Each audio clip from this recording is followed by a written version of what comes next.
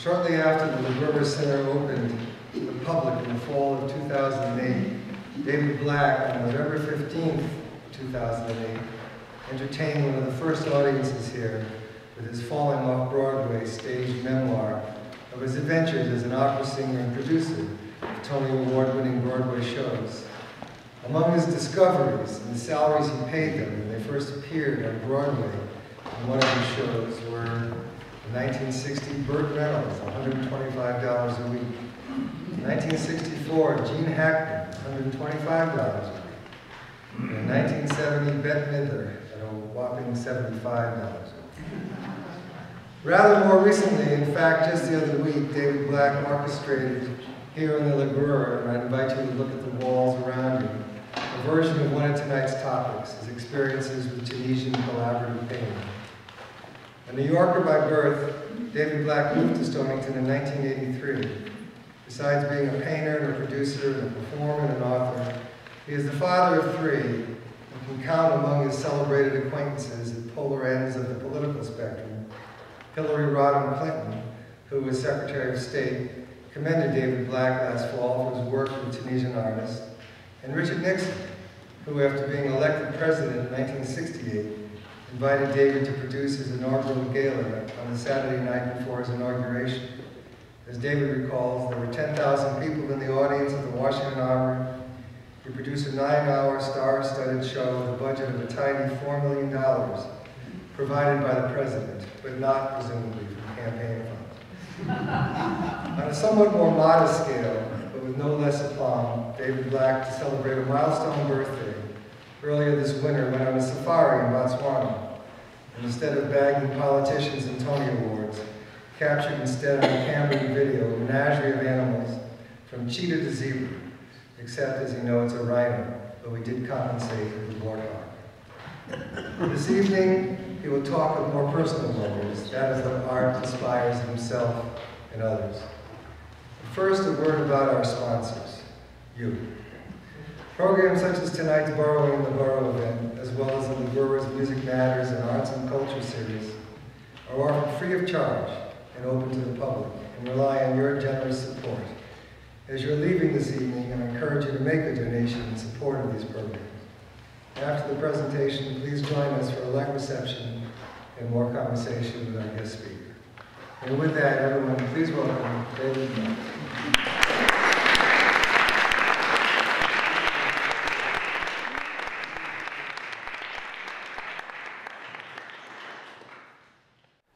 He's a great producer.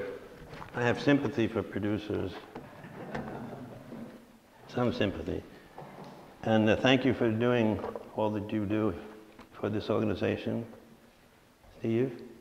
And I want to thank Sarah Janssens and Jane Simmons, two marvelous producers who, in addition to producing this event, did produce 2 days of Tunisian collaborative painting.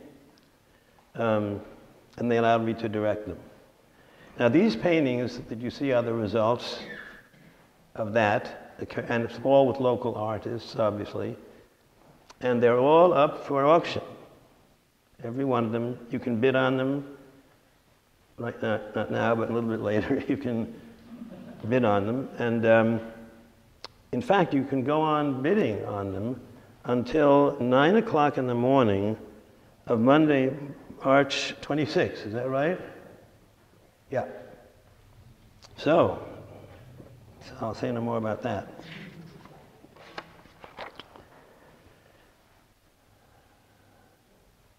In 1983, I produced a play on Broadway that closed on opening night and lost $950,000.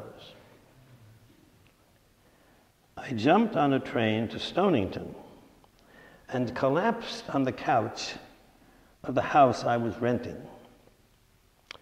I had been a Broadway producer for 23 years, and this was my final curtain. I didn't want to go anywhere. I didn't want to see anyone. I didn't want to do anything. It was gloomy in the house, so I did convince myself to go for a walk. And it was summer, so I walked by the sea, along streets and beneath trees, and something unusual was happening. Everything I looked at had a kind of radiance, as if I were seeing it for the first time. Producing is a tough business, and maybe it had kept me from appreciating my surroundings. So the next day, when I went for a walk, I took a pad and pen. I wanted to record my feelings so I could hold on to them.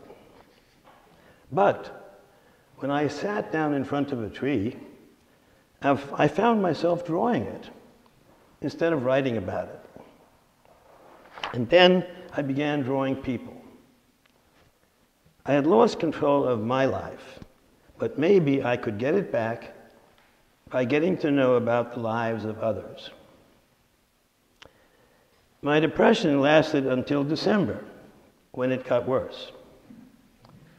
I did not feel like Christmas. I did not feel like presents.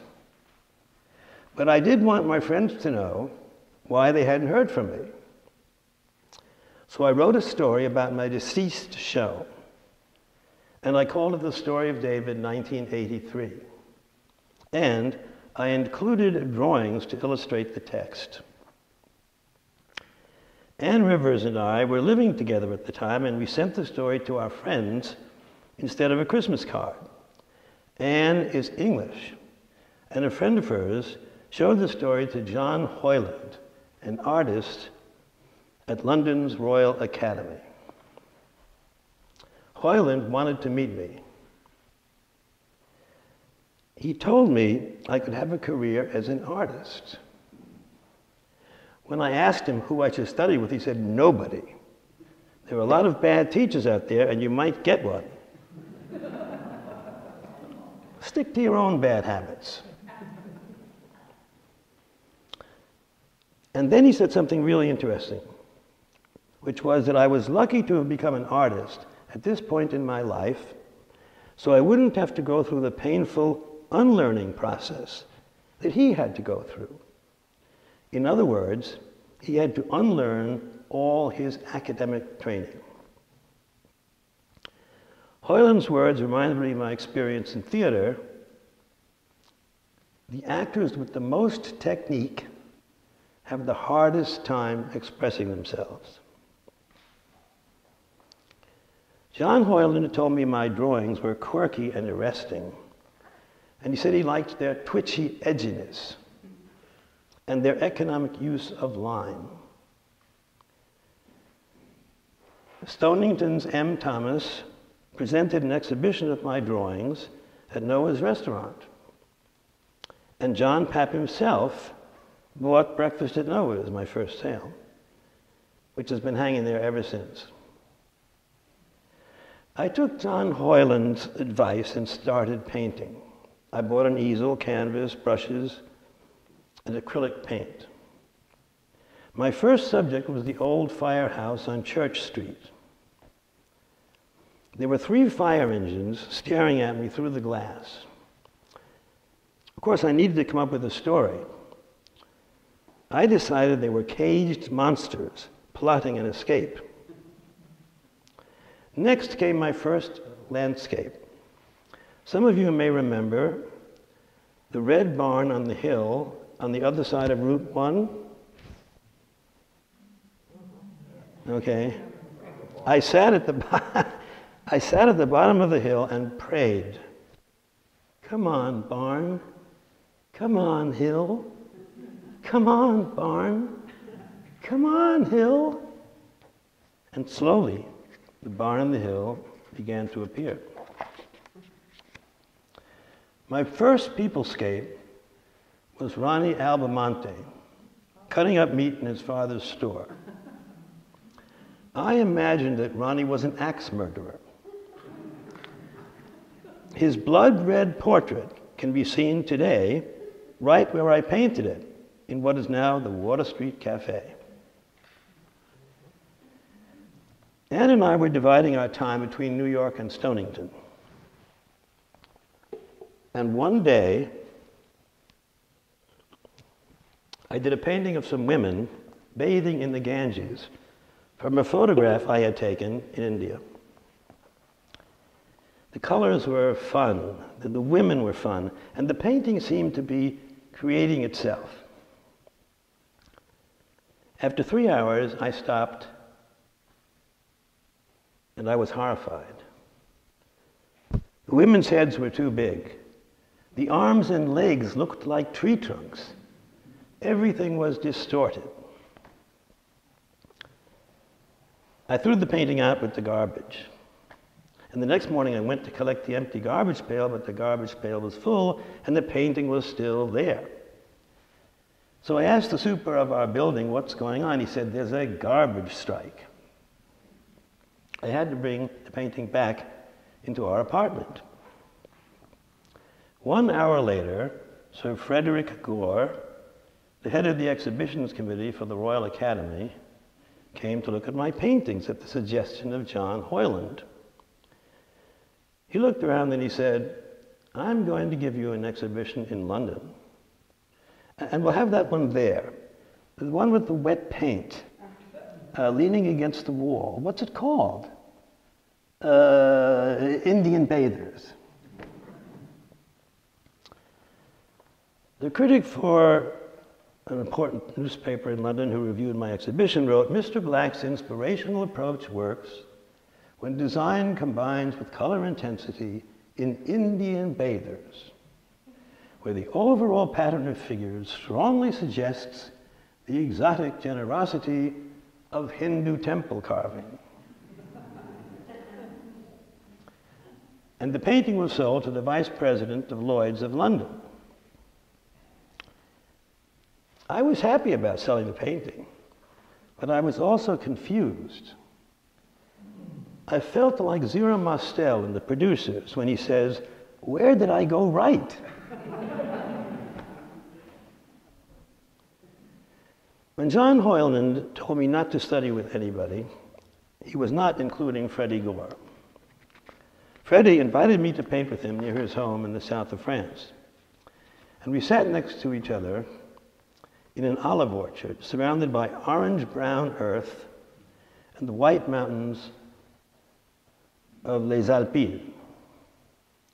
Freddie was creating a masterful epic, all the shapes and colors we've been looking at.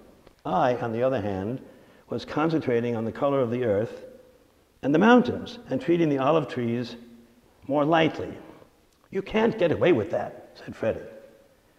The trunks of your olive trees look like crow's feet.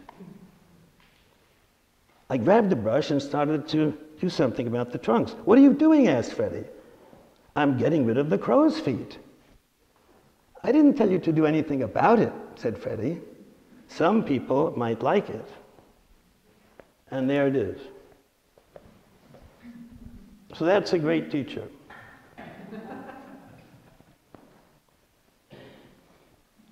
Over the years, well, it actually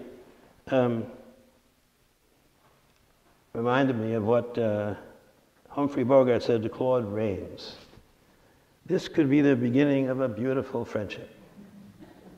And it was. I painted with Freddie for many years, everywhere from Provence to New Orleans to Las Vegas, and he challenged me every day in his own way. Sometimes he sang a song, and sometimes we sang duets. Sometimes he danced in front of his painting, and once he danced in front of one of mine. Sometimes we sat quietly in the presence of great beauty, but always we did our best to celebrate life.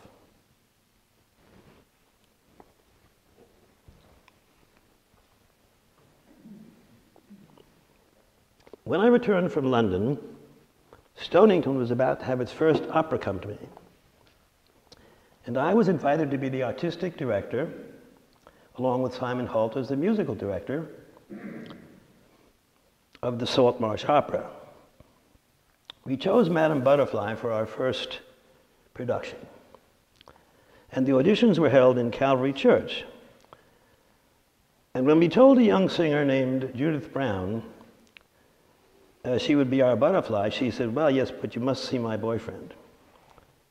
So the following Saturday, an imposing 6'4" young man, dressed in metal-studded black leather pants, with long blonde hair, arrived to audition. His name was Matthew Kirchner. And when he sang the first note of Addio, Fiorito Asil, I could not believe the voice that was coming out of that body. It was a true Helden tenor sound, capable of singing all the tenor roles in all of Wagner's opera.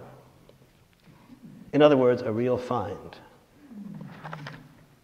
Madame Butterfly was a success, and we followed it with Tosca the following year, again with Judith and Matthew.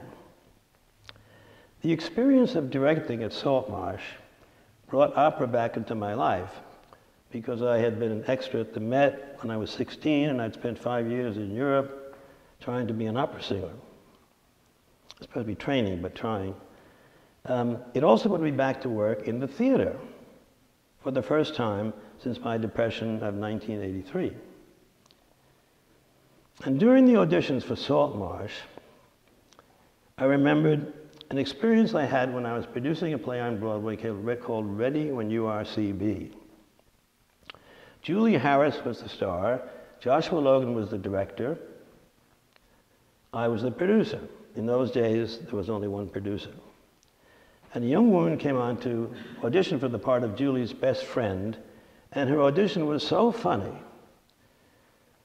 that Julie, Josh, and I all burst into laughter simultaneously. And I hired her to a run-of-the-play contract, and she was never funny again.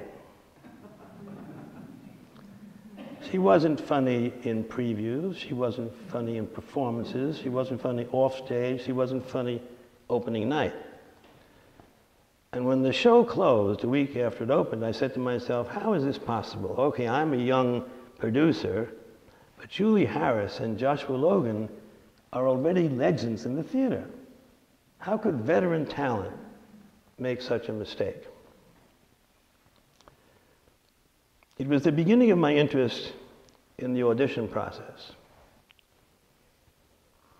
And I ended up writing a book about it called The Actor's Audition. I also wrote a book called The Magic of Theater, which was based on a course I gave at the New School where well-known actors came and talked to me about how they convinced they're somebody else. Now, these books were written in the peaceful tranquility of Stonington. That's where I wrote them, far away from the lights of Broadway. I began telling stories, as some of you know, about my Broadway days to Stonington friends, and Trudy Bird invited me to tell them to an invited audience at her house. After several drafts, Falling Off Broadway was born. And Beth Walker had been in the audience of Trudy's, and she arranged for me to perform Falling Off Broadway at the Granite Theater in Westerly, and she got David Jepson to direct, and I know some of you who were there. I was there. The play went on to have an amazing life beyond the shores of Stonington. I'm only going to give you one quote in case you have any problem with tonight's material. Time Out said, "You couldn't make this stuff up." Quote unquote. As a child, I always loved circuses and parades, and one day I heard a band playing on Water Street. I jumped up from the breakfast table, jumped on my bike, and pedaled with great excitement toward the sound. It was the Westerly Band. And I took some photographs of them and created a painting which became the invitation on my next exhibition at Noah's. This is the Westerly Band. So I did it from a photograph. One morning I heard the strains of the Westerly Band once again. And when I chased them down, they were gathered in a circle in front of St. Mary's Church, looking at something on the ground. And of course, it was the photograph for the exhibition of this painting. And one of them said, "I wonder where I can get one of these." So I introduced myself, and I was immediately invited for beer at the Portuguese Holy Ghost Society. And when they heard that I played the violin, they invited me to conduct them at the Blessing of the Fleet. I do own my own baton, and I conduct orchestras in my living room, but now I would be doing it for real. We rehearsed in the Westerly Firehouse and slid down the pole at the end of rehearsals into the nearest bar. Literally, I can't remember the name of the bar, but that's what would happen. At the Blessing of the Fleet, I conducted the Star-Spangled Banner, a medley of patriotic songs, and the overture to George M., the show I produced on Broadway. While I was conducting, I had chills up and down my spine. It wasn't Broadway, but it was something better. Stonington is the place that dreams are made of. About this time, I met the artist Will Barnett, who you may know received the Medal of Arts, National Medal of Arts from President Obama just 2 weeks ago. Will is the American version of Freddie Gore, older than me. He will be 101 next month, Will Barnett, and the sort of teacher that John Hoyland would have approved of. He only told me what he liked of what I had done, and then he made a big point of telling me why. Will was instrumental in arranging an exhibition for me at the National Arts Club, and he advised me to find a gallery for my paintings in New York. He suggested that I look around all the galleries in New York and find a gallery that had paintings that looked like mine. "You're too painterly," said the owner of a gallery in Soho. "You belong on Madison Avenue." "You know what pays my rent," said the gallery on Madison Avenue? "Classical realism. Classical realism pays my rent." "You're an impressionist. You belong on 57th Street." "You know what you're doing?" asked the owner of a gallery on 57th Street. "No, I don't." "You're doing outsider art." Outsider art is done by artists who are self-taught, emotionally disturbed, and they have been in prison. I met a young man who had just bought a gallery in Soho, and he agreed to give me an exhibition. He made a catalog of my paintings and sent it to newspapers and magazines. And 1 week before the opening, I asked the secretary if there had been any response. She said, no, nothing, just somebody from the New Yorker. I said, what? Who was it? I didn't get the name. What did they want? They wanted to know if the paintings in the catalog would be in the exhibition. Then what happened? They sent a messenger over to pick up 5 more catalogs. Well, I asked a friend of mine in the art business what this meant, and she said it means they will probably review your show. The following Monday, we didn't have a subscription to the New Yorker. I was out on the newsstand at 7 o'clock in the morning waiting for the New Yorker, and there was no review. But there was something called the short list. There were 3 names in bold: William de Kooning, Edward Hopper, and David Black. Now I was excited. When I asked my friend, what does this mean? She said, it means they will definitely review your show. And the following Monday, I read in the New Yorker, David Black, wide-eyed tableaus of upper-middle-class schadenfreude, which means making fun of other people's misery. And there were 3 paintings mentioned, and then it said, in appropriately sunny colors, the show offers several plein air landscapes in homage to the marzipan light of France. But Black is at his most delicious as a satirist. The day my review appeared, I received a phone call from the art director of the New Yorker. He said they wanted me to do a self-portrait and hand it in by Thursday. I told him I don't do self-portraits, and besides, it would be a little wet. He said, we're used to that. So I painted a picture of myself reading the review in the New Yorker with a dog. The art staff of the New Yorker thought it was funny, but the editor said there was a legal problem because I had reproduced the New Yorker cover. I offered to change the cover, but he said, no, we don't like artists to tamper with their work.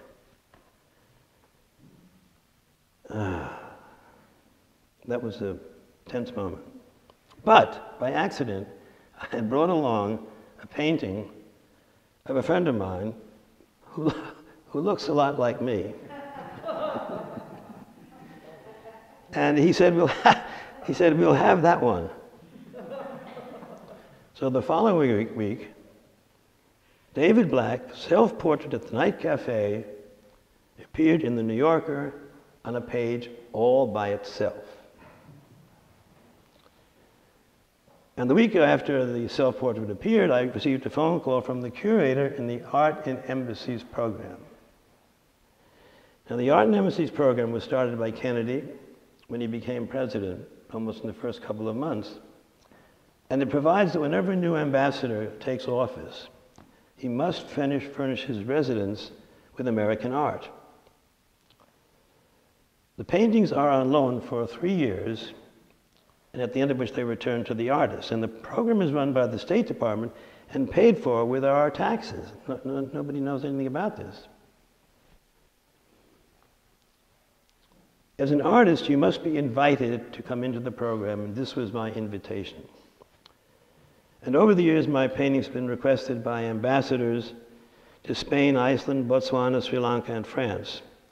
And then in 2007, the new American ambassador to Tunisia, Robert Godek, and his wife, Laurie Magnuson, requested 6 of my paintings of Stonington. Never met these people. Hundreds to choose from. 6 of the paintings. 3 of them are here. That's one of them, Village Fair. So they've been in Tunisia for 3 years, along with me. North Country Fair, North Stonington Country Fair, and the Farmers Market.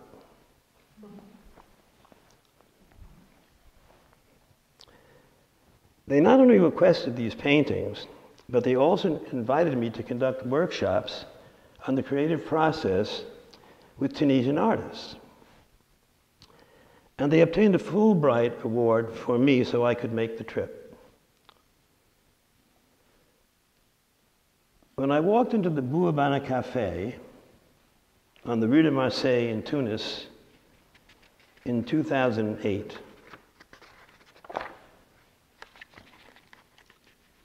People were smoking in the cafe and drinking and eating, and the waiters were dressed in black and white.